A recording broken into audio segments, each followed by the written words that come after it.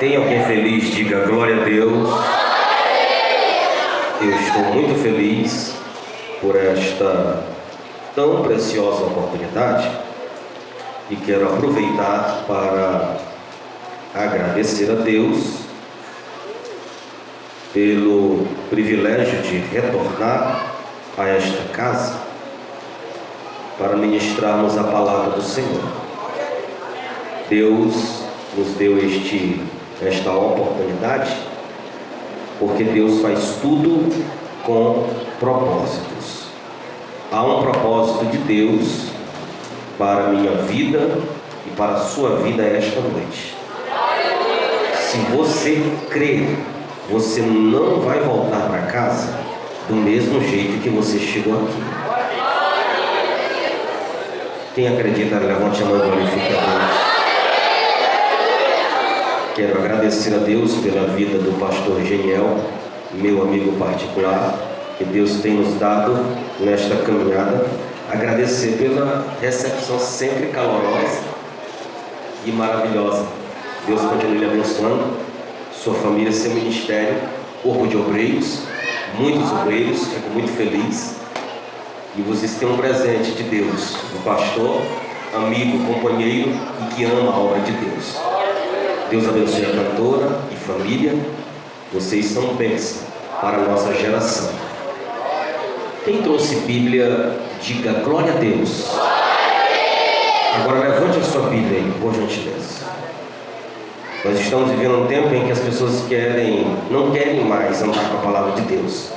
Mas ainda existe uma igreja que ama a palavra do Senhor nosso Deus. Glória ao Senhor para sempre. Quero convidá-los com muita alegria para lermos no Evangelho de Jesus, escrito por Lucas, capítulo de número 12. Glória a Deus. Nós vamos ler o versículo de número 49, somente a parte A do versículo, a primeira parte. Evangelho de Jesus, escrito por Lucas, capítulo 12, e o versículo 49, a parte A. Glória a Deus. Quem encontrou, diga amém. Está escrito: eu vim lançar fogo na terra. Diga após mim, eu vim. Mais forte, diga, eu vim lançar fogo na terra. Olhe para esse crente bonito que está do seu lado. Olhe para ele ou para ela. Diga assim para ele: esta noite Jesus vai falar com crente teimoso. Diga mais uma vez: esta noite Jesus vai falar com gente teimosa.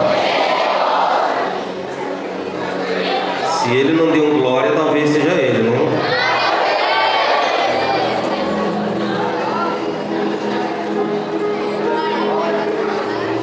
Queridos irmãos, Igreja do Senhor,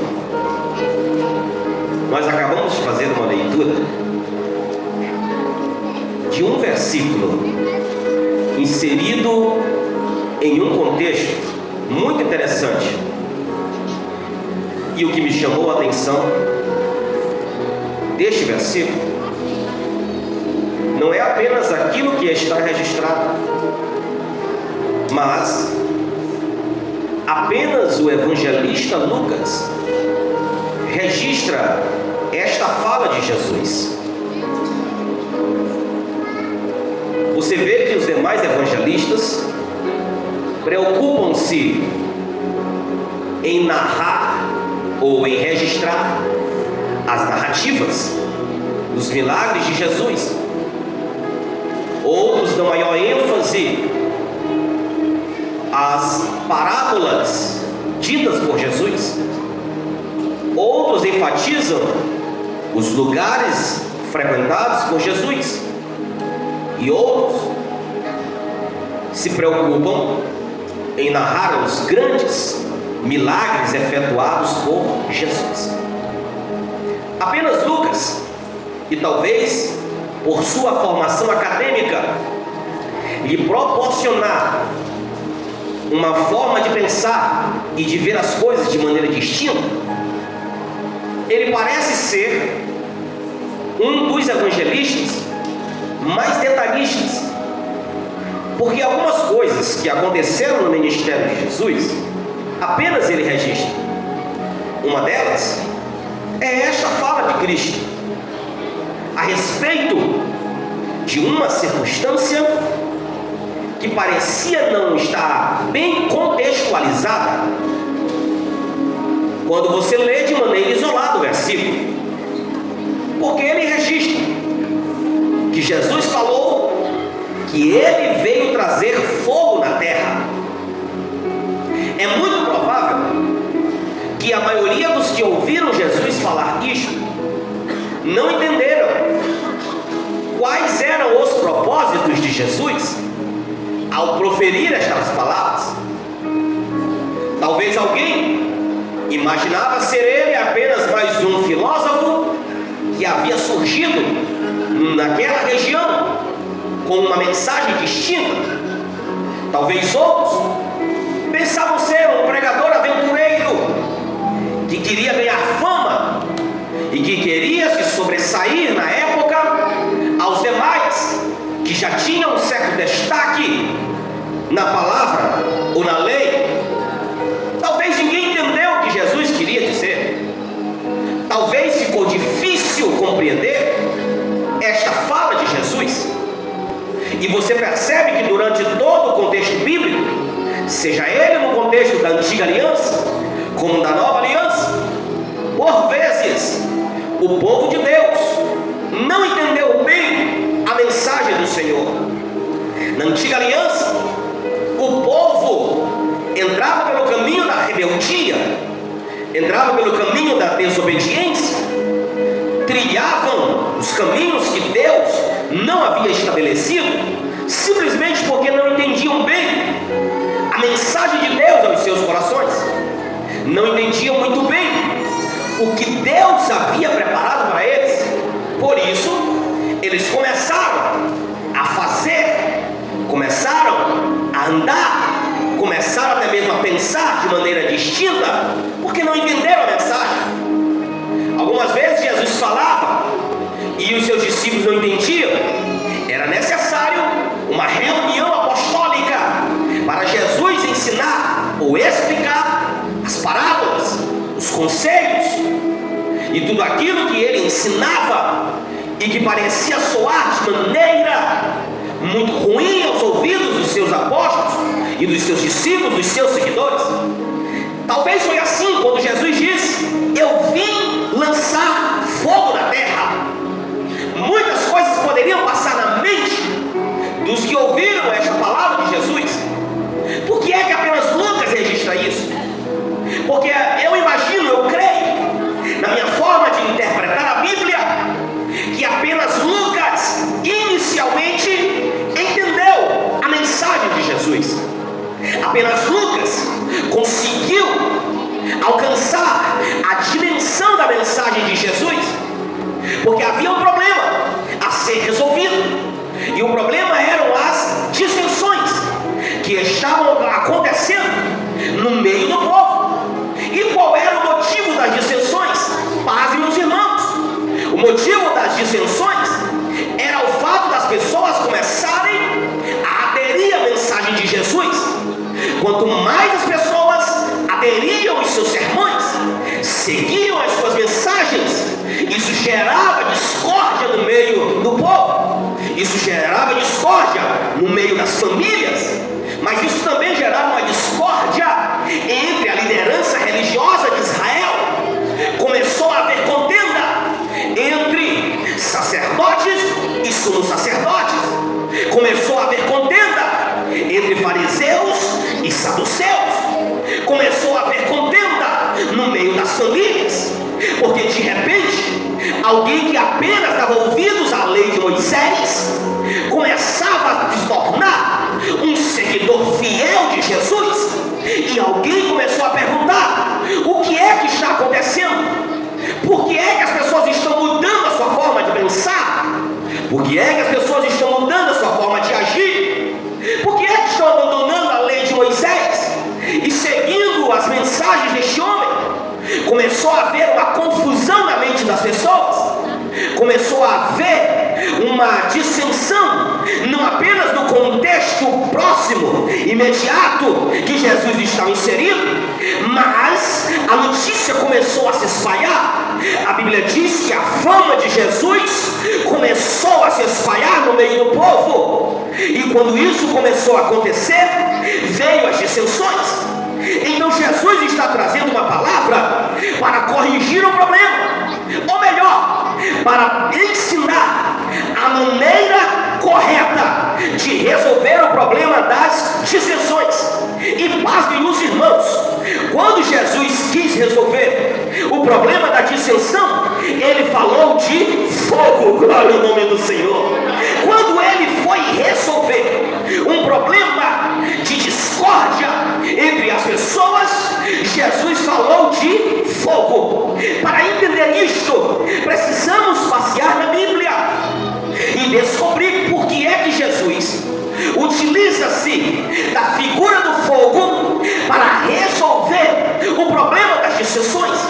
Olhe para a antiga aliança. Você vai ver na antiga aliança que o nosso Deus, o Deus Todo-Poderoso, o Deus Criador dos céus, Criador da terra, quando ele quis se identificar para o seu povo, uma das figuras que ele se utilizou foi o fogo. Está escrito que o nosso Deus, ele é um fogo consumidor. Bendito seja o nome do Senhor para sempre. Então fogo é uma das, não é apenas esta, é uma das maneiras de entendermos um pouquinho, uma fagulha da identidade do Deus que nós servimos. Para isto, eu preciso vos informar que Deus não apenas disse que ele era e ainda é um fogo consumidor, mas uma das suas manifestações teofânicas, Deus utiliza-se também da figura do fogo para se apresentar ao seu povo. Glória ao nome do Senhor. Estais lembrados, os irmãos, que em Êxodo capítulo de número 3, no início do ministério de Moisés estava iniciando uma trajetória de legislador, de líder escolhido por Deus para conduzir o povo no meio do deserto. E quando Moisés estava apacentando as ovelhas do seu sogro Jetro, a Bíblia nos informa que em um dado momento, ele caminhando no meio do deserto, ele avista uma sarça. E olhar uma sarça no contexto do deserto era algo muito normal. Ver uma sarça num ambiente de um deserto árido era a visão, a vista mais normal que uma pessoa poderia ter. Mas também ele viu que um fogo consumia aquela sarça, e até aí tudo bem.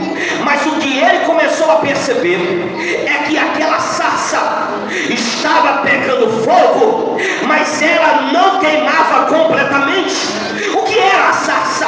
Era uma espécie de arbusto sem folhas, com os seus galhos secos, algo muito comum no meio do deserto. E ele começou a enxergar e perceber que aquela sarça se queimava, ia queimando, e ele percebeu que os galhos permaneciam da mesma forma. Aquilo chamou a atenção dele, e ele logo imaginou: esta cena não é natural para o deserto, e ficou prestando atenção. E de repente, o Deus Todo-Poderoso, ele fala do meio daquele fogo que estava consumindo aquela sarça, que estava queimando aquela sarça, mas não consumia.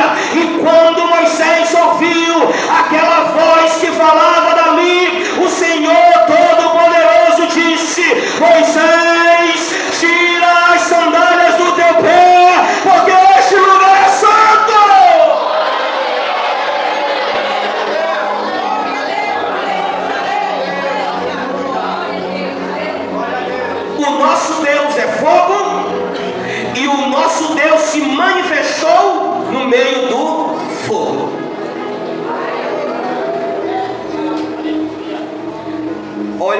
seu lado e diga assim para ele: se você não gosta de fogo, não, diga com autoridade: se você não gosta de fogo, eu estou preocupado com você. Pergunte assim para ele: por quê? Porque Deus vai descer fogo aqui nesta noite. Só quem acredita, levante a mão e glorifica o nome do Senhor. O povo inicia a trajetória no deserto e Deus continua manifestando-se teofanicamente através do fogo.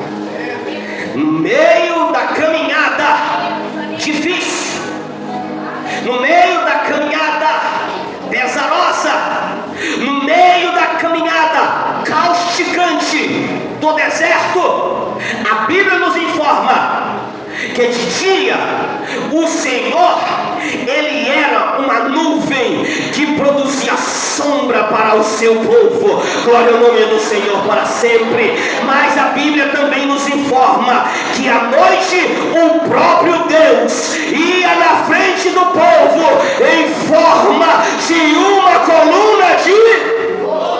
Não, você não entendeu. Ele vai na frente do povo e o Deus Todo-Poderoso, ele vai de uma forma de coluna de... Porque o nosso Deus, ele é um consumidor. Sabe o que eu aprendo na trajetória do povo no deserto, com a manifestação teofânica de Deus? Porque olhando para a antiga aliança, a simbologia do fogo que Deus manifestava-se ao seu povo tem um grande significado. Quando Deus utilizava-se da figura do fogo, ele estava dizendo que ele estava presente na vida do povo durante toda a sua caminhada. Pastor, eu não entendi. Eu quero te dizer que quanto mais fogo, mais nós temos a certeza de que Deus está conosco e que Deus está na nossa vida. Glória ao nome do Senhor.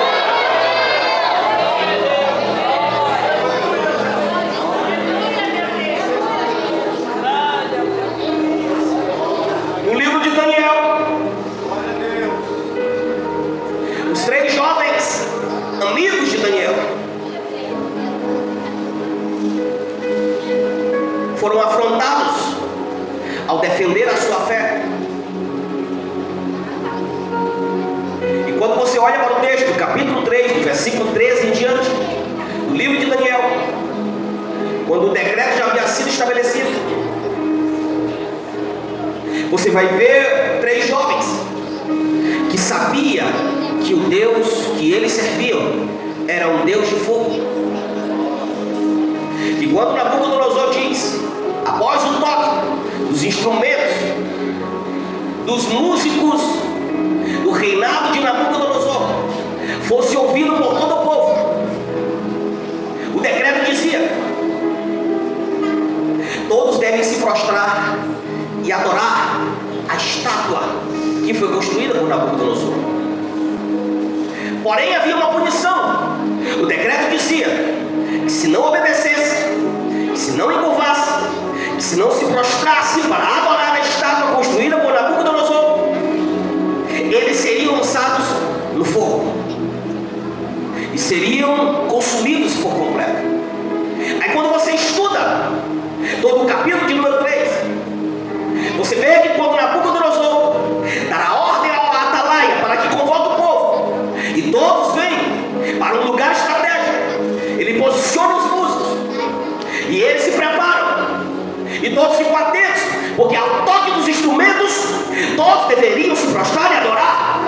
E quando eles fizeram isso, os músicos tocaram os instrumentos, todos da Babilônia se encurvaram, todos se dobraram. Mas a Bíblia vai nos dizer que 3 jovens ficaram de pé, talvez com os braços cruzados, com um semblante cheio da glória de Deus. E de repente o fofoqueiro do reinado de Nabucodonosor prestou atenção e viu que tem 3 pessoas que não se dobraram e que não adoraram. E aí foram fofocar para Nabucodonosor. Diz a Bíblia que Nabucodonosor ficou irado, porque eles não quiseram obedecer ao decreto. E quando ele mandou chamar a Sadraque, Mesaque e Abednego, eles se apresentaram a Nabucodonosor. E E ele diz: fui informado de que vocês não adoraram, não se prostraram e não adoraram a minha estátua. Vocês conhecem a punição. A punição é ser lançado na fornalha. E aí, quando Nabucodonosor diz isto, aqueles 3 jovens, cheios da glória de Deus, cheios do fogo de Deus, cheios da presença de Deus, olhou dentro dos olhos de Nabucodonosor e disse: fique você sabendo, Nabucodonosor, que o nosso Deus, glória ao nome do Senhor para sempre, se Ele quiser, Ele nos livra das tuas mãos e nos livra desta fornalha. Glória ao nome do Senhor para sempre.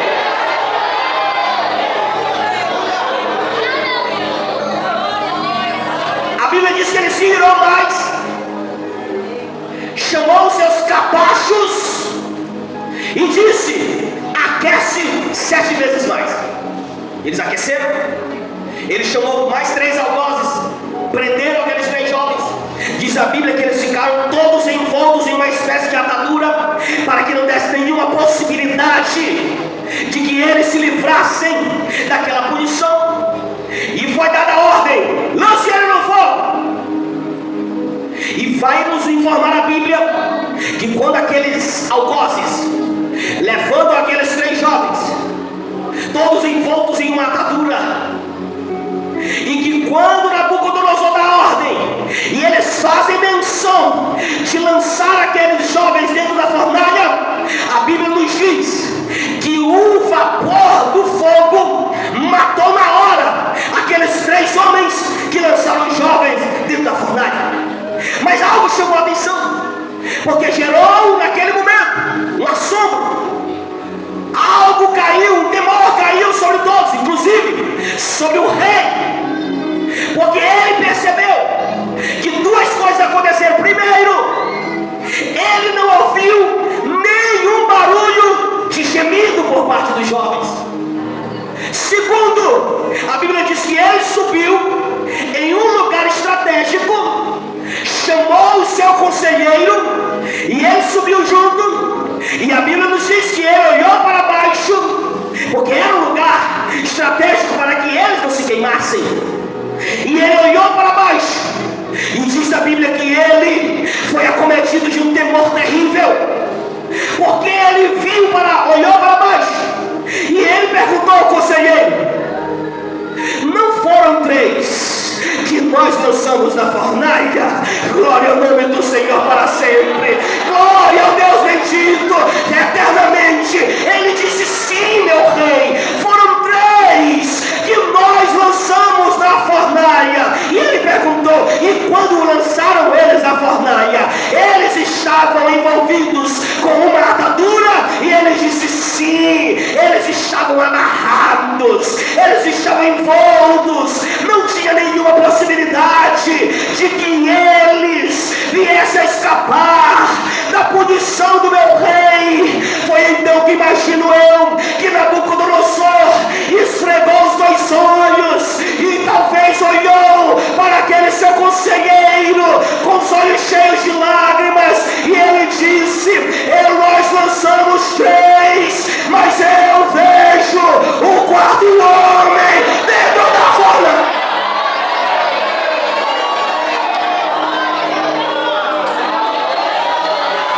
Tem alguém sentindo Deus no fogo aqui nesta noite? Tem alguém sentindo a presença do Deus que é fogo consumidor?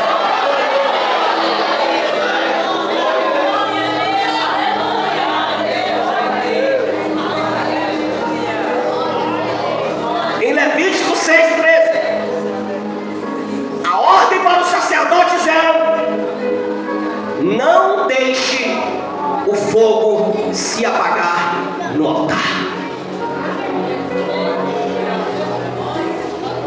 Eu preciso dizer à igreja: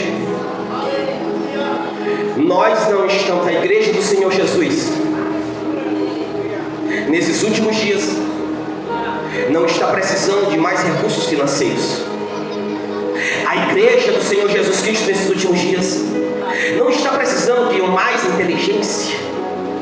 A igreja do Senhor Jesus nesses dias não está precisando de mais apoio do governo deste país. A igreja do Senhor Jesus Cristo nesses últimos dias não está precisando de mais parafernálias para melhorar o seu adorno. A igreja do Senhor Jesus Cristo não está precisando nesses últimos dias de obter mais recursos para ampliar a sua estrutura física.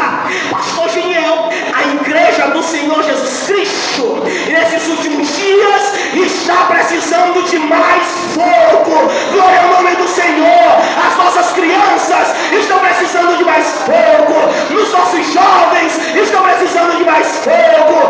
As nossas irmãs do ciclo de oração estão precisando de mais fogo. Os nossos obreiros na casa de Deus estão precisando de mais fogo. Os nossos vocais estão precisando de mais fogo. Os cantores de mais fogo. A liderança de mais fogo. Os liderados de mais fogo. Porque, pastor, quanto mais fogo, menos fofoca. Quanto mais fogo, menos contenda.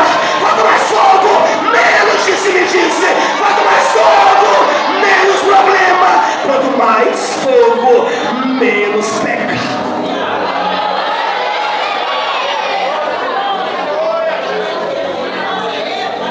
Sabe por que a nossa geração está pecando muito? Porque está faltando fogo. Sabe por que nos nossos cultos a gente falta se acabar de pregar em alguns cultos por aí, irmão? E Deus me livre, é uma frieza do tamanho do mundo. Tem gente que fica olhando pra gente na hora que a gente está pregando, que já dá vontade de ir embora de tanta frieza. Nós não estamos precisando nesses últimos dias de pessoas que fiquem questionando demais, perguntando demais, que ficam dizendo: pastor, não seria melhor assim? Não seria melhor assado? Nós não estamos precisando nesses últimos dias de muitos filósofos para ficar dizendo ser ou não ser. Eis a questão. Nós estamos precisando é de fogo. Fogo. Fogo de Deus.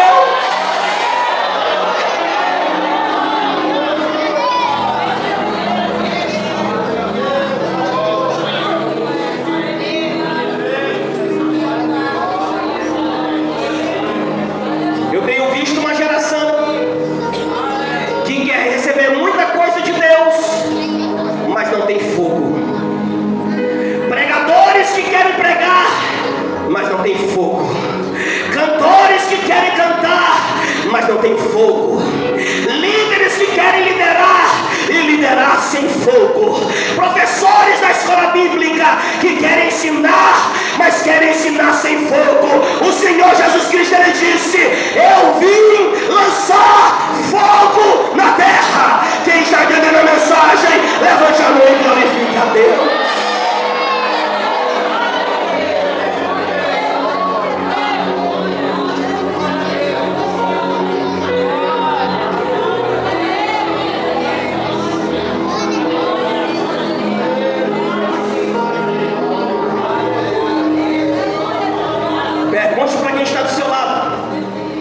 Vai receber fogo ou vai permanecer gelado? Se ele te olhou, se ela te olhou com cara de Virgulino Lampião e ela te olhou com cara de Maria Bonita, é porque está faltando fogo. Porque o crente do fogo já chegou na igreja dando glória, não parou de dar glória, vai continuar dando glória, vai voltar para casa debaixo de glória, porque aonde tem fogo de Deus, tem a presença dele.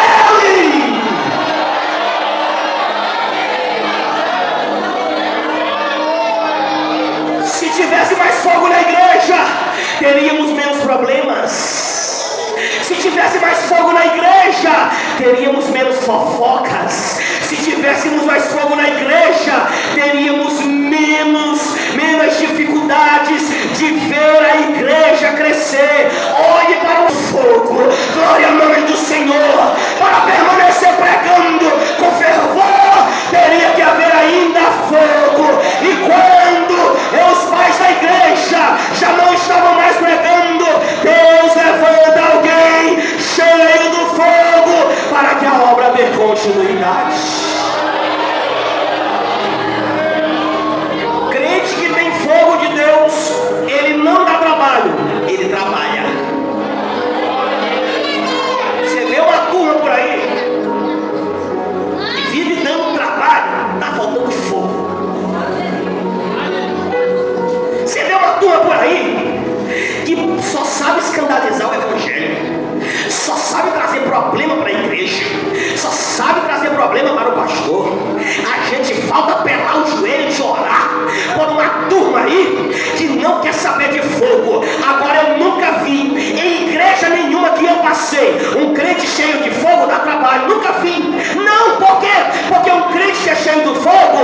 só está cheio do fogo porque ele está fazendo alguma coisa no reino de Deus. Glória ao nome do Senhor. O fogo consome. O fogo não deixa você dormir direito lá de madrugada. O fogo não deixa você ficar parado, você fica frenético. O fogo de Deus não deixa a frieza te dominar. Aonde tem fogo, tem movimento.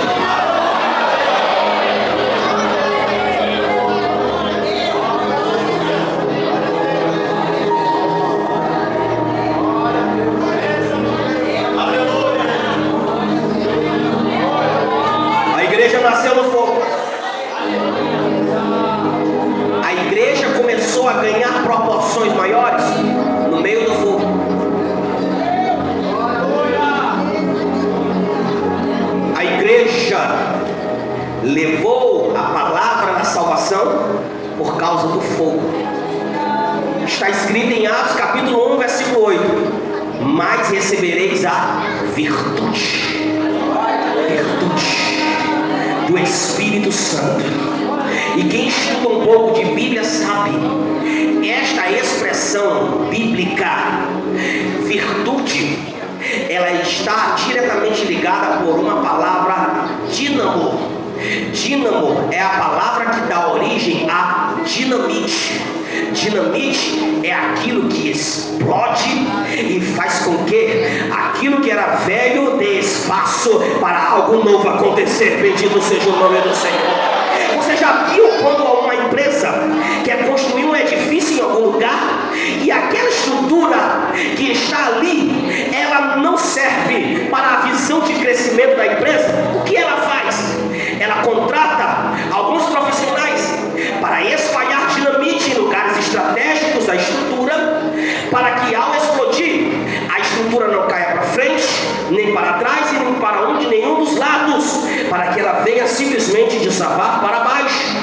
Esta visão é para que aquilo que estava ali já não mais impeça o que a visão está propondo. Qual é a visão? De que uma nova estrutura com maiores proporções e que venha trazer maior benefício começa a ser construída neste lugar. Aí eu entendi porque a palavra diz que nós temos que receber poder na nossa vida. Uma dinamite tem que explodir primeiro dentro de nós para destruir a estrutura velha que não contribui em nada para o crescimento, para que fique um terreno limpo, para o Senhor começar uma estrutura nova. Pastor, o que é que o Senhor está querendo dizer? Vai descer tanto fogo na sua vida hoje, vai explodir tudo e Deus vai começar uma nova história na sua vida. Só quem recebe esta palavra, levante a mão e glorifique a Deus.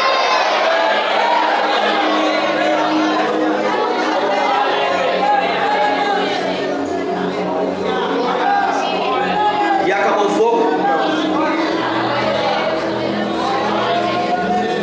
Três palavras no grego definem o termo fogo.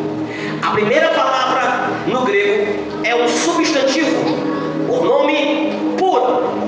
Este substantivo é o que dá origem à palavra puro que nós conhecemos hoje. Quando olhamos para a Bíblia, Deus por algumas vezes nos registros sagrados vai falar de fogo no sentido de pureza, porque uma das formas de entender o fogo nos seus objetivos é que o fogo também é para gerar pureza, é para purificar. Então a expressão puro, substantivo grego, vai nos falar a respeito de pureza, de santidade de Deus, que precisa estar no meio da igreja. Quando isto aparece no contexto bíblico, é Deus dizendo: a minha igreja precisa de puro, fogo que gera pureza. Glória ao nome do Senhor para sempre. É aquele fogo que faz com que tudo aquilo que não presta seja arrancado das nossas vidas. Eu não sei se os irmãos aqui já viram, mas muito provável que sim.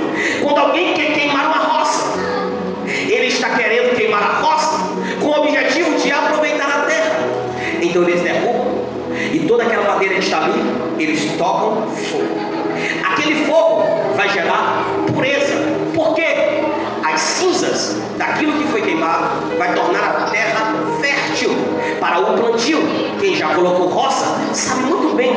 falando é o pur de Deus, o que gera pureza, que torna fértil, que faz com que a pessoa ou alguma coisa se torne frutífera, alguma coisa se torne produtiva. É o que Deus está falando comigo, é o que Deus está falando contigo. É o fogo que gera pureza, é o fogo que faz com que desejamos mais da santidade. É quando você vem para um culto como esse e você sai daqui dizendo: eu vou ser mais santo, eu vou melhorar minha vida, eu não vou continuar do mesmo jeito. Sabe por que isso acontece?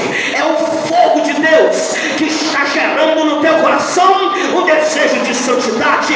Quando alguém não deseja mais ter a vida santa, quando alguém está mergulhado no pecado e não quer mais receber de Deus aquilo que Deus tem para ele, é porque está faltando fogo. Porque enquanto tem fogo, tem desejo de santidade. Enquanto tem fogo, tem desejo de pureza.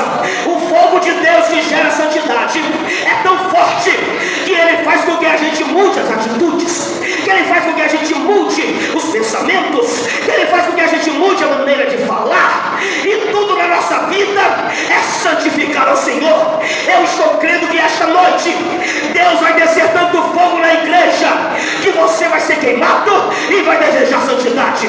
A tua casa vai receber fogo e vai receber a santidade. Até o teu celular que está cheio de impureza, Deus vai queimar hoje e tudo vai ser consagrado ao Senhor. Quem acredita, levante a mão e glorifica a Deus.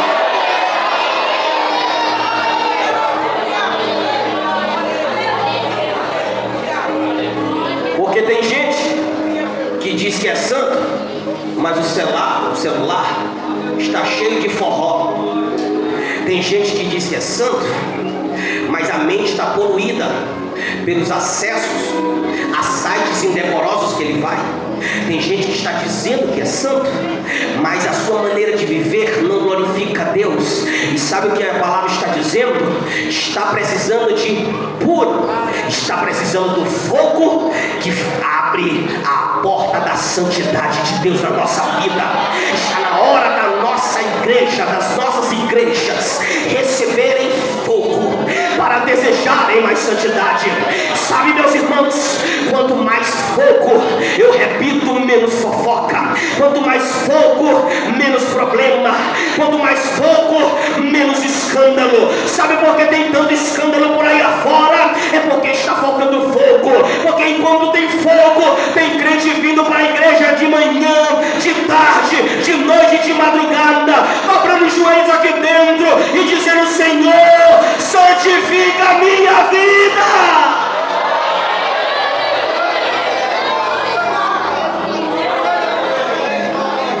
Se alguém perdeu o desejo pela santidade, é porque está faltando fogo. Porque é o fogo que abre a porta para a santificação na nossa vida. É o fogo que nos move. Este fogo do Espírito, ele é definido também por uma outra palavra no grego, purinos. Purinos é um adjetivo no grego que significa aquilo que já está queimando. Sabe quem é? A pessoa que já passou pelo puro, que já recebeu fogo e desejou a santidade. É aquele que já passou pela primeira experiência. Eu quero abandonar o pecado e eu quero me aproximar de Deus.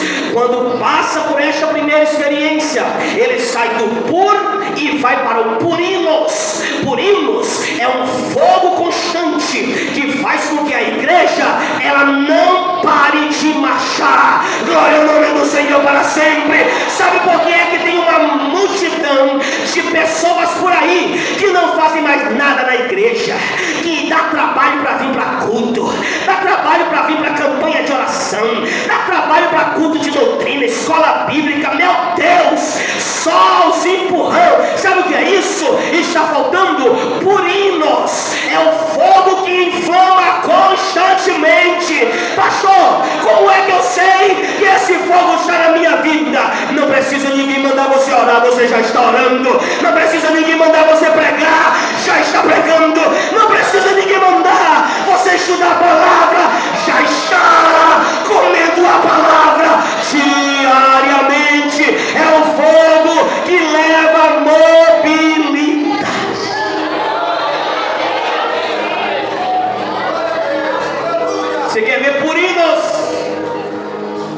história dos grandes pregadores?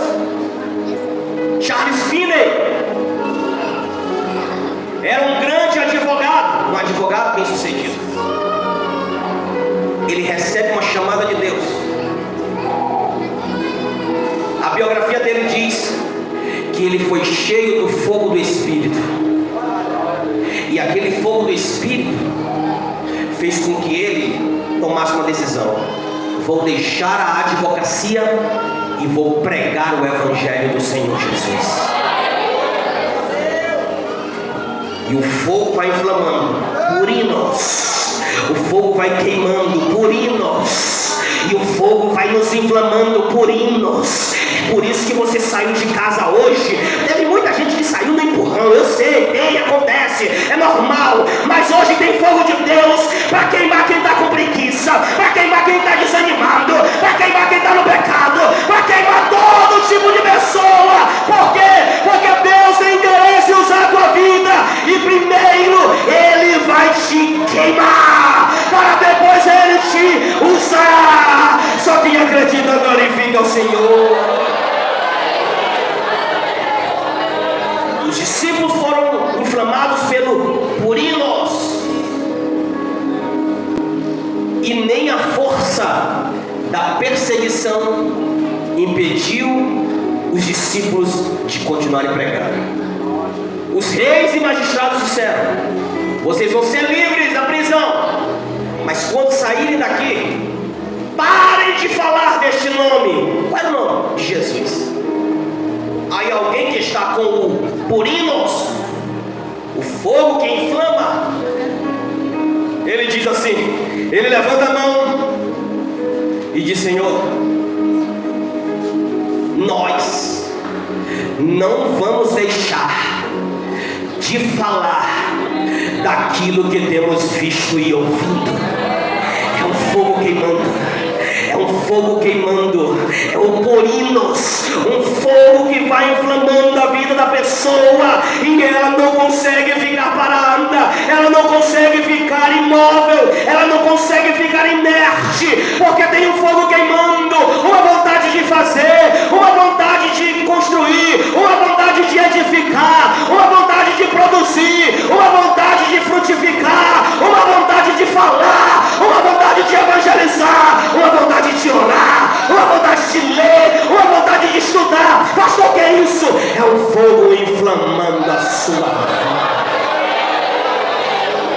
Fique de pé comigo em nome de Jesus.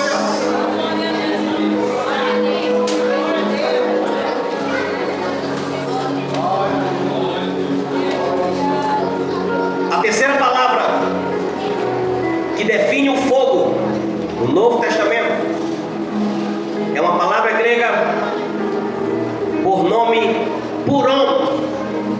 Pastor, o que significa essa palavra? É um verbo, e um verbo indica ação. E esta palavra puron, ela vai nos trazer o seguinte entendimento: é um fogo que não queima pela metade, é um fogo que queima completamente. Pastor, não entendi. Eu te explico. Tem gente, tem crente, que eles têm, me parece, eu tenho uma breve, assim, um pensamento. Parece que ele tem dois tipos de guarda-roupa: um para a igreja e o outro para fora da igreja. Você conhece ele quando está aqui. Quando ele sai, a outra metade dele se transforma. Sabe o que é isso? São pessoas que não receberam este fogo puron. Puron significa fogo de Deus que queima pecado, queima pensamentos impuros, queima palavras obscenas, queima a forma de ver as coisas, queima a maneira de viver. Quem é queimado por este fogo, ele não é meio crente, ele não é um crente pela metade, ele não é um crente Raimundo, pé na igreja e pé no mundo. Um crente que é queimado por este fogo, ele não tem dois tipos de roupa, não tem dois tipos de palavra, não tem dois tipos de pensamento. Não, ele foi queimado completamente e está revestido da glória de Deus. Porque tem gente que parece que está vivendo dois evangelhos, tem gente que parece que está tendo dois tipos de Bíblia, tem gente que parece que está recebendo dois tipos de doutrina, tem gente que parece que para ele tem dois Espíritos Santos. Aliás, tem um Espírito Santo e tem outro Espírito Sonso. Por quê? Porque a vida dele não tem a completude de Deus, não tem a plenitude. É só metade que é crente, é só uma banda que é crente. Pelo amor de Deus, a igreja do arrebatamento, a igreja de Jesus Cristo, a igreja do Pentecoste é uma igreja que foi incendiada completamente. Crente na igreja, crente na escola, crente no trabalho, crente na faculdade, crente na sua rua, crente dentro da igreja, crente aonde chega, no lugar que ninguém te conhece, permanece crente. Você sabia que quem é queimado por este fogo, a sua maneira de falar muda? Efésios capítulo de número 4 e o versículo de número 29. Não saia da sua boca nenhuma palavra torpe, mas somente aquela que for boa e que promova edificação na vida daqueles que ouvem. Quem é queimado por esse fogo, Paulo disse em Filipenses capítulo 4 e o versículo de número 8, toda a sua maneira de pensar é cheia do fogo de Deus. Tem que haver mudança de pensamento. Como assim? Está escrito: tudo que é virtude, que é algum louvor, que tenha a glorificação do nome do Senhor, que seja isso, que seja isso, que seja isso que ocupe a sua mente. Jesus disse que os nossos olhos são a candeia do corpo. Todo o nosso corpo, ele é abençoado pela maneira que enxergamos a vida. Então nós temos que ter os nossos olhos santificados. Ele diz à igreja de Laodiceia: compre colírio para os seus olhos, para que vejas. Quem é queimado por esse fogo? Jesus disse, Mateus capítulo 5, versículo 16: a luz dele brilha diante dos homens.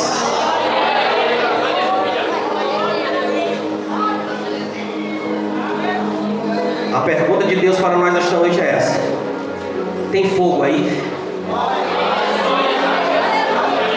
Tem fogo aí?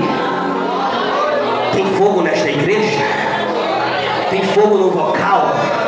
Tem fogo no meio das crianças? Eu já ouvi umas crianças aqui dando glória. Tem fogo no meio das crianças. Eu já ouvi jovens dando glória. Tem fogo no meio dos jovens.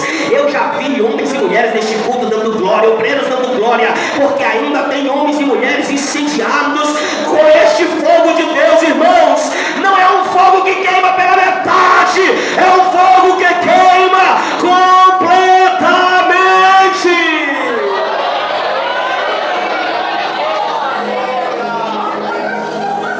A pergunta de Deus é essa: tem fogo? Jesus, ele disse: eu vim lançar fogo. Se não tem fogo, o erro não está em Deus e o erro também não está na palavra. Eu quero chamar à frente, é muito simples. A cantora prepara o hino. Só quem deseja fogo, fogo de Deus, fogo para queimar tudo, vem à frente em nome de Jesus. Eu quero fazer uma oração para você.